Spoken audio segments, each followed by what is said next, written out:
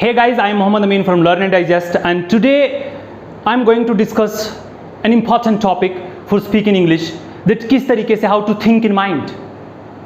Can we translate in our mind for replying to someone else or for responding? क्या हम translate कर सकते हैं in our local tongue, in our local language, या फिर हमें we have to think in English, or we should think in English, or we must think in English?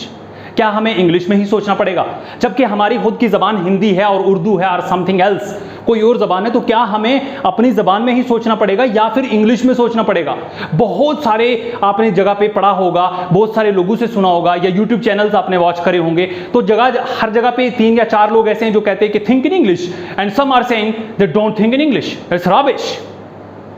तो किस चीज को बिलीव किया जाए, किस फैक्ट को बिलीव किया जाए और किसको ना किया जाए? So I am going to solve this issue for you. So number 1, think in English is an important step. It's very important step, but I will divide this step into 2 sub steps. Okay, so let's start, guys. So we have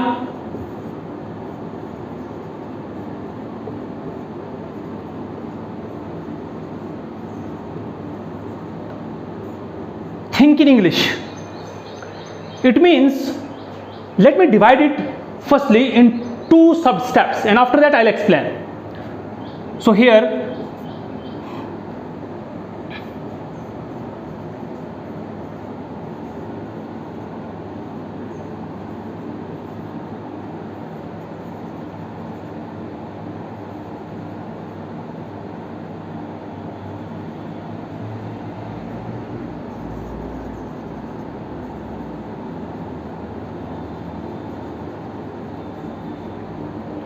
make your self familiar with your surroundings, यानी अपने आजू बाजू में, अपने इर्द गिर्द में चीज़ों के नाम जो हैं वो इंग्लिश में जानने की कोशिश करें।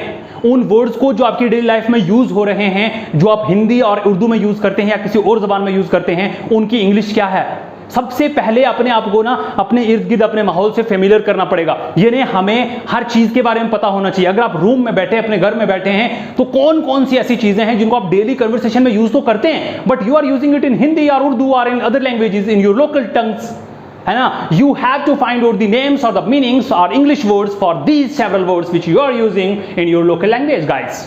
सो the second step will be here.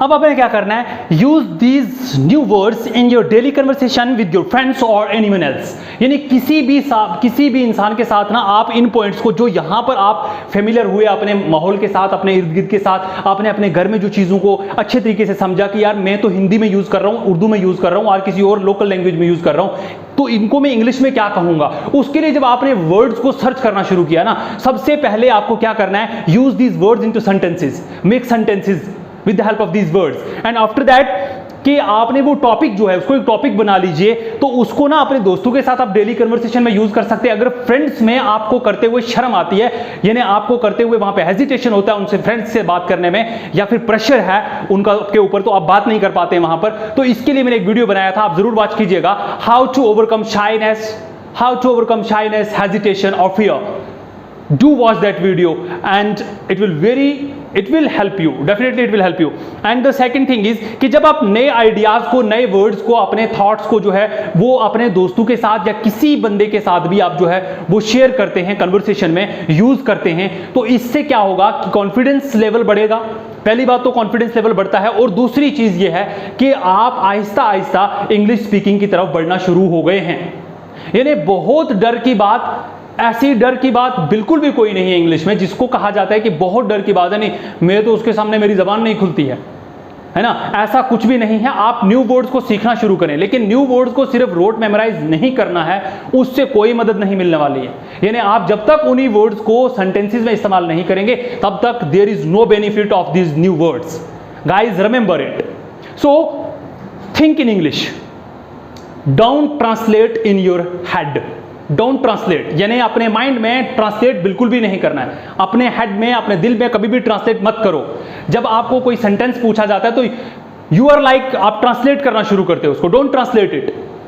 अगर आप ट्रांसलेट करोगे तो ये it's a time consuming thing. यानी आप किसी को रिप्लाई कर रहे हो, किसी को जवाब देना चाहते हो, लेकिन आप उसको ट्रांसलेट करे जा रहे हो बार बार। So it's a defective technique to speak English properly. So हमें ये चीज के ऊपर थोड़ी सी रोक लगानी है। जब आप सोच रहे हो, आपको बोलना है, तो जस्ट थिंक इन इंग्लिश। और इंग्लिश में सोचना कैसे है, इन 2 स्टेप्स को फॉलो कीजिए। अपने लोकल में, अपने घर में नहीं, घर के बाहर भी जो भी एरियाज हैं जहां जहां आप फादर से बात करते, मदर से करते, किसी से भी बात करते, क्या आपकी डेली कन्वर्सेशन है, what is your daily conversation, किस किस्म किया, और आप कौन कौन से अल्फाजों का, कौन कौन से लफ्जों का इस्तेमाल करते हैं। क्या उनको हम सर्च नहीं कर सकते कि ये वर्ड, इसके लिए इंग्लिश वर्ड क्या होना चाहिए, और मैं उस इंग्लिश वर्ड को कैसे सेंटेंस में करेक्ट यूज कर सकता हूं। तो जब आप इन्हीं स्टेप्स को फॉलो करते हैं और बार बार ऊपर नीचे चले जाते हैं, करते रहते हैं on daily basis, practice practice practice, it will make you perfect. यानी आप प्रैक्टिस में गलतियां भी करेंगे, लेकिन गलतियां ही, ट्रायल्स ही बार बार देने से हम परफेक्ट हो जाएंगे, हम बोलना शुरू कर लेंगे। सो दूसरा स्टेप रहेगा, don't translate in your mind.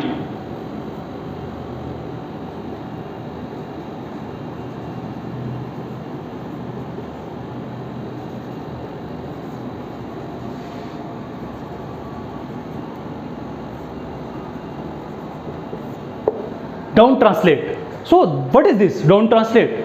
यानी मैं ये कह रहा हूं कि जब आपसे कोई सवाल पूछ रहा है, जब आपसे कोई बात करना चाह रहा है, तो आप ट्रांसलेट करना शुरू करते हैं। उस वक्त ट्रांसलेट नहीं करना है। यानी आपको जो सवाल पूछा गया है, टेक टाइम टू रिस्पॉन्ड, लेकिन आप अगर उसको ट्रांसलेट करके बिल्कुल हिंदी या उर्दू के तरीके से उसका रिप्लाई करेंगे तो reply will be automatically wrong. ये जवाब गलत होगा और क्या आप रिप्लाई भी नहीं कर पाएंगे। इसको वर्ड को क्या बोलेंगे, इसने मुझे पूछा है, मैं क्या बोलूं, अब इसका जवाब क्या दूं।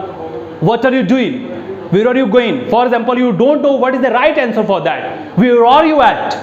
आप exactly कहां पर हैं? Where are you at? तो आपको नहीं एग्जैक्ट पता है कि मैं कहां पर हूं, या आपको पता नहीं है एग्जैक्टली कि मैं इसका जवाब क्या दूं। वो पूछ रहा है कि तुम कहां पर हो, तो हमें नहीं पता है, इसका जवाब हमें नहीं पता है कि where are you at? So can you say I am at home? Are you able to say like I am in the market? Are you able to say that I'm at institute? Are you able to say that? Don't say that. If you are able, तब भी मत कहो, आप सीधा कह दीजिए home, market, बाजार। जहां पर आप हैं सिर्फ उस जगह को फाइंड कीजिए, ये जगह क्या है, मैं कहां पर खड़ा हूं। तो I M in market, don't say I am in the market, just say market. इससे क्या होगा, जो आपका फियर है, जो आपका बोलने का वो आपको लग रहा है कि सामने वाला पता नहीं क्या बोलेगा, वो आहिस्ता आहिस्ता ना खत्म हो जाएगा। उसके बाद आप लॉन्ग सेंटेंसेस के पीछे चले जाएं। वन वर्ड आंसर करना स्टार्ट कर दीजिए।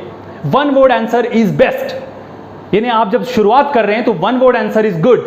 यानी अगर आपको दूसरे की समझ नहीं आ रही, यानी for example someone is using अच्छे अच्छे वर्ड्स, बारी भरकम वर्ड्स इस्तेमाल कर रहा है, आपको समझ में नहीं आ रहा, you can say sir please change the phrase, I'm not getting you properly, so please change it, I'll reply। ये भी आप कह सकते हो, नो प्रॉब्लम। और मैंने आपसे पहले कहा था कि जबान कोई भी जो है वो शो ऑफ के लिए नहीं है। जबान जो भी है वो सिर्फ इसलिए है कि हम अपना मैसेज दूसरों तक पहुंचाएं और उनका मैसेज को समझ पाएं, दैट्स इट। यही है जबान का फंडा। It is the window through which we can see the whole world. और इंग्लिश के बारे में बात कर रहा हूं। Pandit Jawaharlal Nehru once remarked that English is the only window through which we can see the whole world।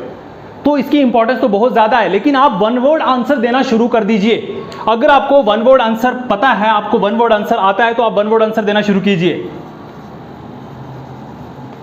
One word answer, पूरा sentence बोलना नहीं आ रहा, पूरा जुमला बोलना नहीं आ रहा, लेकिन एक वर्ड तो जरूर आएगा। इन्हें कहां हो, क्यों हो, क्या कर रहे हो, what are you doing right now, what are you doing, nothing, कुछ भी नहीं कर रहा हूं, playing. Hey I am fishing, तो I am fishing, don't say I am fishing, fishing, मछली पकड़ रहा हूं, फिशिंग, बात समझ रहे, वॉशिंग, धो रहा हूं, 18. Are you getting my points, guys? So stay connected with me and do subscribe my channel. I'll explain, and in next video I'm going to explain a very important topic, and I'll tell you the topic name and title of the topic in that particular video. So do subscribe my channel and have a nice day, guys.